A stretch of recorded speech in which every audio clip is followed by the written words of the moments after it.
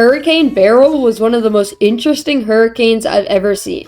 Despite everything going against it, it defied all the odds and became a Category 5 hurricane. Today, we're going to go over how Hurricane Beryl intensified to a Category 5, why it weakened before it hit the Yucatan Peninsula, and then why it didn't rapidly intensify in the Gulf before it hit the Texas coast. All of your questions about Hurricane Beryl's strength will be answered in this video. If you have any more questions, feel free to ask me in the comments section. So for those of you that do not know, on June 26, there was a tropical wave that came off of Africa, and it took a little bit of time to develop into Tropical Depression 2, which will then become Beryl. So the first advisory was 5 p.m. Eastern Daylight Time on Friday, June 28, 2024. So from the 2 days that it went from Africa to the main development region, it then turned into a tropical depression, and after that, at 11 p.m. that same day, it formed into Tropical Storm Beryl, then made landfall in the island of Grenada as a Category 4 hurricane, 140 miles per hour. And then once it passed the islands, that's whenever it really ramped things up all the way up to a Category 5, 165 miles per hour. Then it skimmed the coast of Jamaica as a Category 4 hurricane with 140 mile per hour winds. And then it hit the Yucatan Peninsula in Mexico as a Category 2, 110 mile per hour and 100 mile per hour, a little bit more inland at landfall. Then weakened over the Yucatan Peninsula all the way down to a tropical storm, and then it went into the Gulf of Mexico and really stayed at a high-end tropical storm up until the Texas coast, whenever it rapidly intensified again into an 80 mile per hour Category 1, and I believe it was much stronger than that, as it was intensifying for a long while after landfall. And then it is still causing problems this week with tornadoes all over the United States. But enough of what you probably have already heard, let's go over the current sea surface temperatures. So as you can see, this is just the sea surface, and you can sort of see where Beryl tracked through. So Beryl sort of tracked through this region right over here, and you can see that the sea surface temperatures are definitely down over here whenever it's a Category 4 and a Category 5, but it hasn't affected that much of the Caribbean over here in between Jamaica and Mexico. And as you can see, the sea surface temperatures are very cool over here, where it did not intensify until it hit the very warm Texas coast. Now, a lot of people just look at sea surface temperatures, and that's not going to show you much of anything, because hurricanes, they absorb the water, and if the sea surface temperatures are 31 degrees over here, but then once it absorbs that surface layer, say the temperatures are around 20 degrees Celsius, which is not very realistic, but it could happen, then the hurricane will not be able to strengthen or intensify. So I'll go over what you should use for hurricanes being able to intensify, but first, let's real quick look at this NOAA climate graphic real quick. So this is June 29th, so this was the first full day of Tropical Storm Beryl, and these are the sea surface temperatures. So anything that's blue is anywhere from 28 degrees to 80 degrees. Anywhere that's white or orange is 80 to 90 degrees Fahrenheit.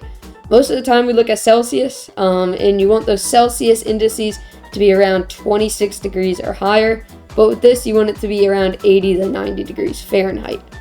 So as you can see, June 29th, 2024, this is the main development region where most of our major hurricanes come out of. You can see the more of eastern end of it is quite cool, but then once you get over to where Beryl is, you can see this is very warm. And you look at July 1st, which is even farther into the season than June 29th. So this is July 1st, 2000. So this is the typical year. You know, you have the Gulf warming up, but the main development region hasn't seen much of warming yet. So as you can see, it's warm, a little bit warm over the Caribbean, but most of the main development region is very cold.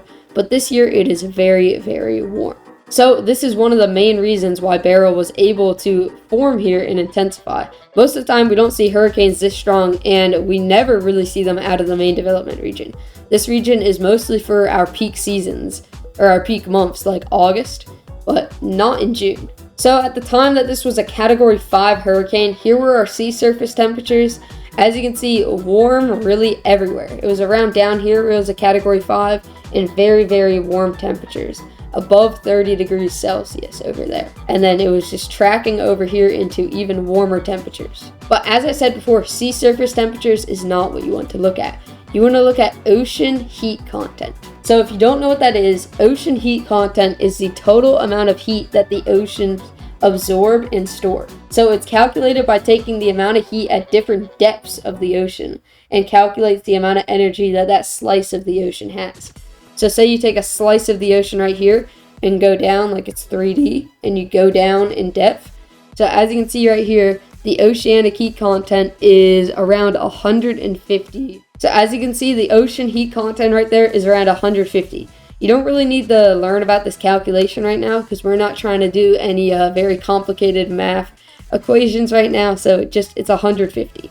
And then July 5th. So this is whenever the storm was over here and just exiting the Yucatan Peninsula. So the storm was right over there and it was tracking this way. So as you can see, as it approaches the Texas coast, then it has some higher indices of the oceanic heat content and a lot over here where it doesn't read because it's too close to the coast. Now, oceanic heat content is great, but you need other factors for Hurricane Beryl to go from Category 1 to Category 5. Well, what you need for that is rapid intensification. So, rapid intensification is a current thing that's being studied at a lot of different universities, as there's no real answer on why some storms rapidly intensify and some don't, but there are two baseline factors. So you need a surplus of oceanic heat content, which is the graphic we have on the screen right now, and you need very minimal wind shear. So hurricanes are like a beast. They need a lot of energy to keep on going, or oceanic heat content, and the flow of hurricanes is like an unstoppable monster. So it's all flowing around the low pressure system. So here's our low pressure system. It's all flowing around there, and the hurricane, it just wants that flow to continue.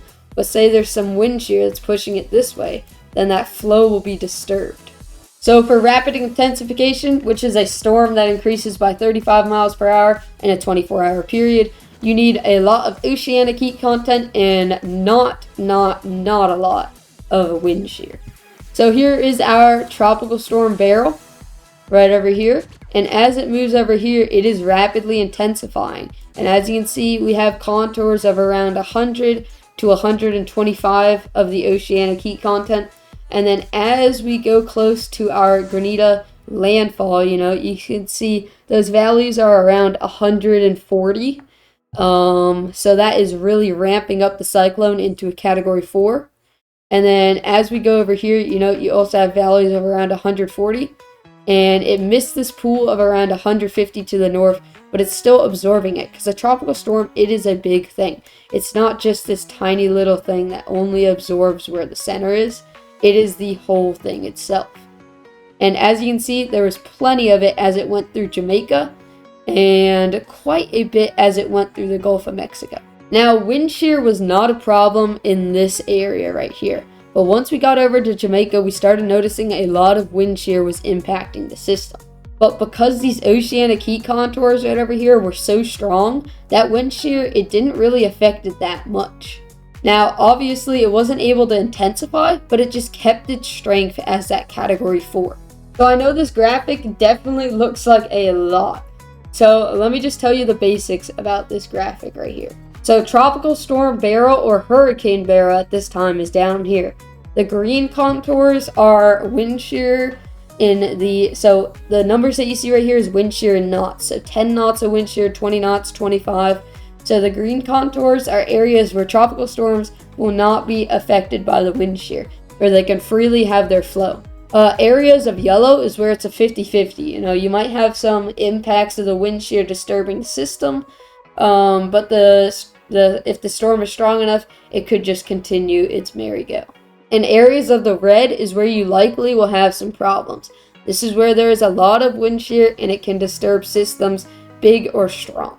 But some contours right over here, like 25 knots, if it's a really big system, it won't disturb it that much.